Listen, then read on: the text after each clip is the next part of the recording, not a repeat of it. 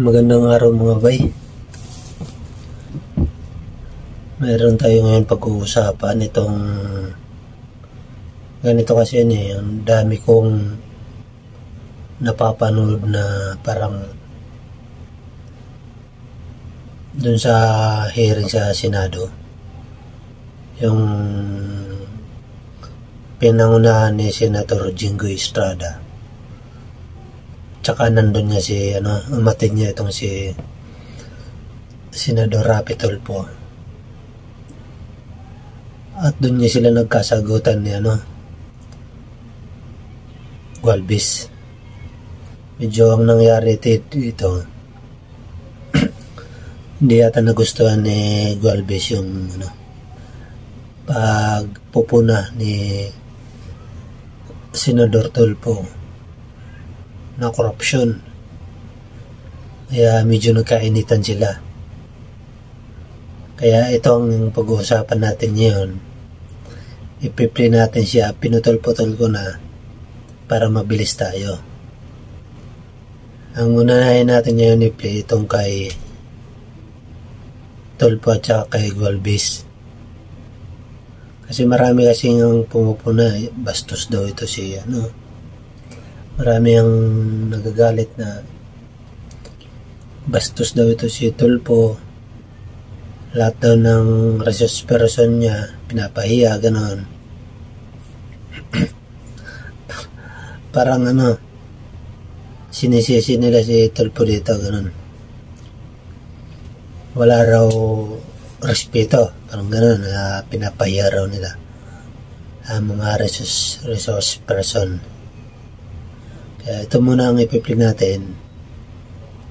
Tapos magbibigay tayo ng reaksyon. Tapos ang isunod natin, pag natapos natin ito i-play kay Tulfo at Gualvez, meron ulit tayo ipiplay. Abangan nyo. Tingnan natin kung anong pinagkaiba noon at saka ngayon. Kasi parang masyado nilang sinesingle out si Tulfo. Sinisisi nila. Kaya bago natin umpisahan, subscribe ka muna dyan kay Ibalita Bay para tuloy-tuloy tayo.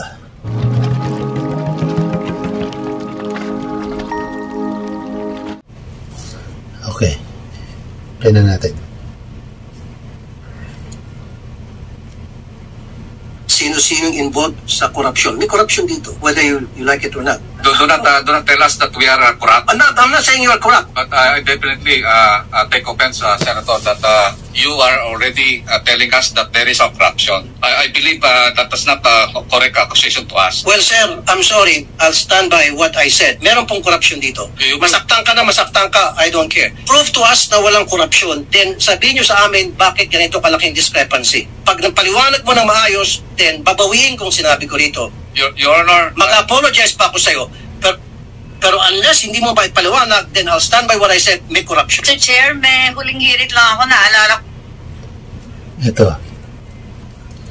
Yan yung ikinagalit ni Gualvez, yung mga sinabi ni Tulfo.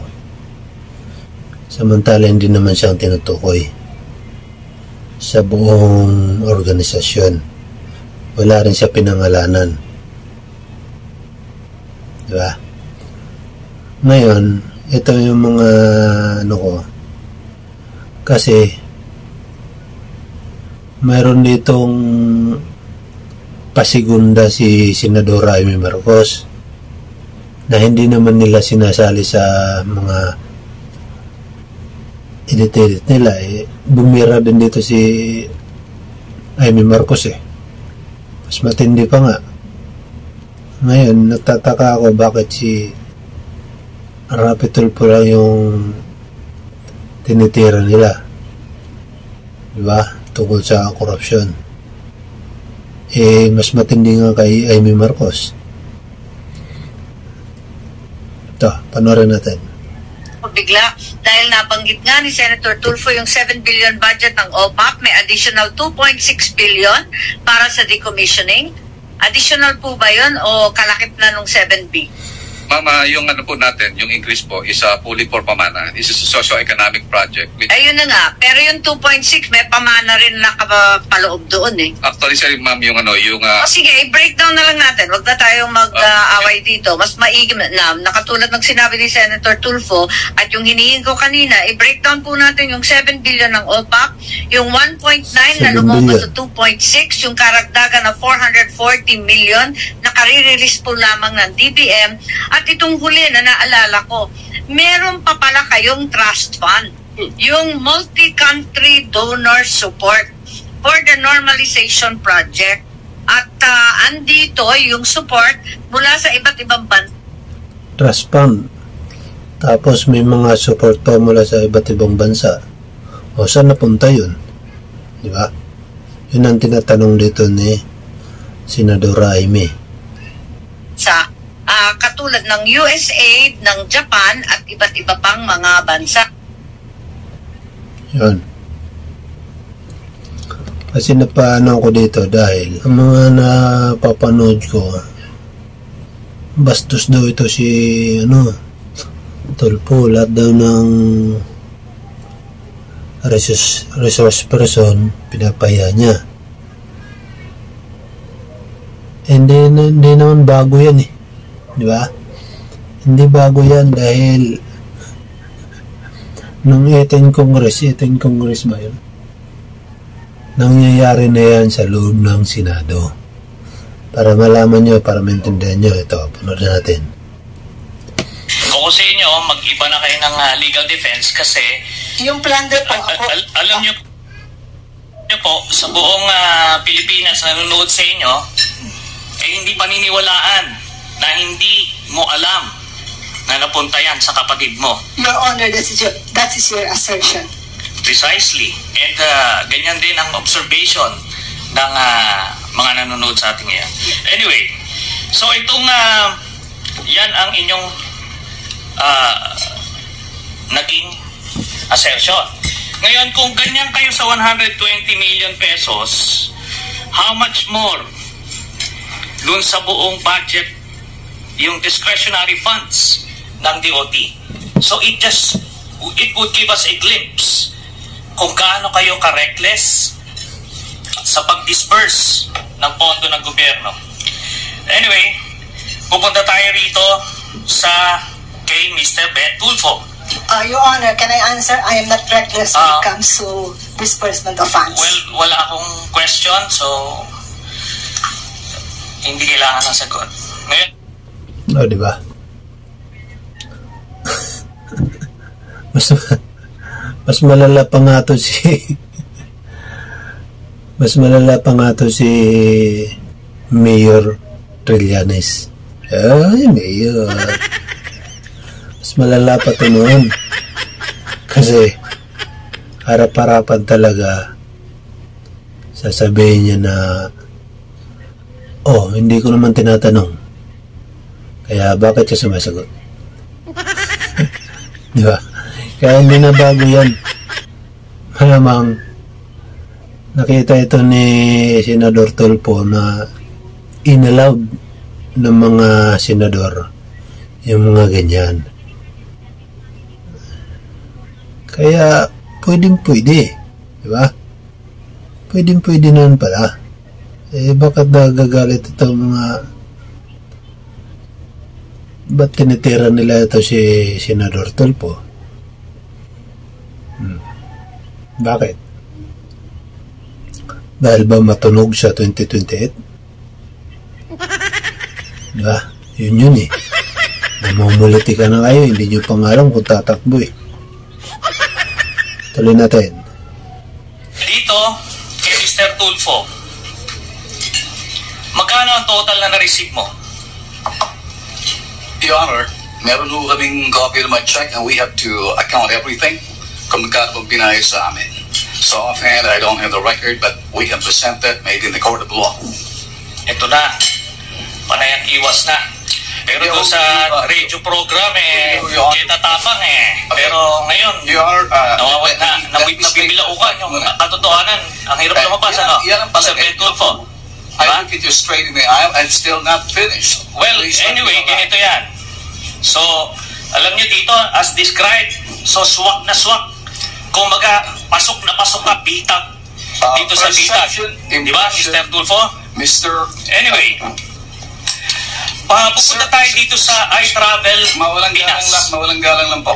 Ito yung question ko. You need to answer this. No, Mr. Tulfo? No. Tingnan nyo. Sinasabi nila, ito raw si Senador Rapi Tulfo, hindi raw pinagsasalita ang mga resource person. Wala naman, di naman ganito magsalita si Tulfo Pinapatapos niya muna bago siya. Diba? Mas matindi pa nga to. At talaga nga yung pagsalitain. Mawalang galang lang po. Mr. Chairman, I am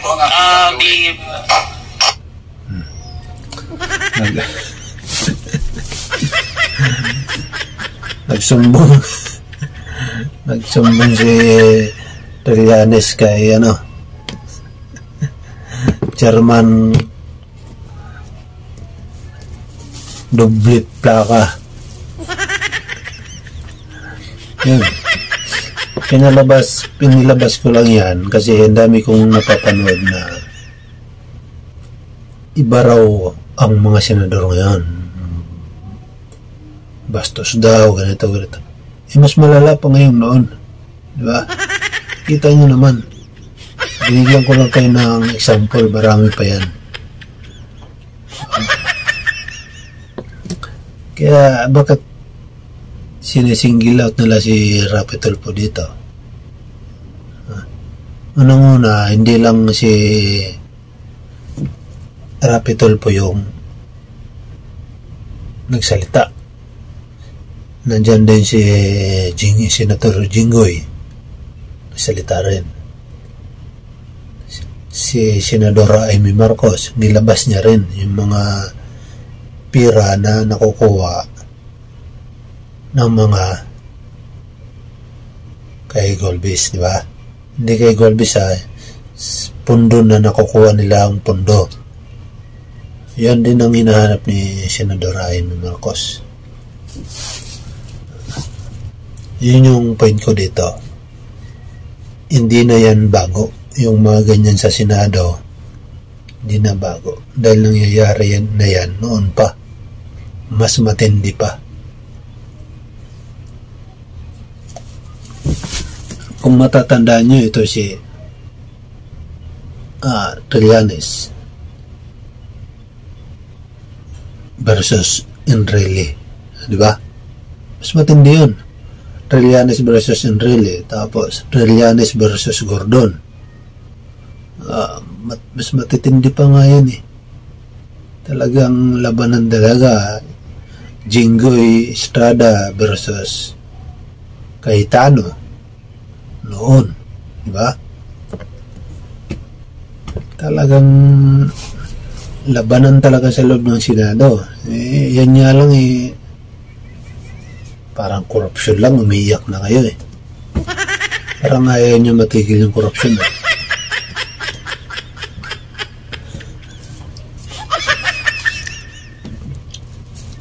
Yun lang ang pag-usapan natin.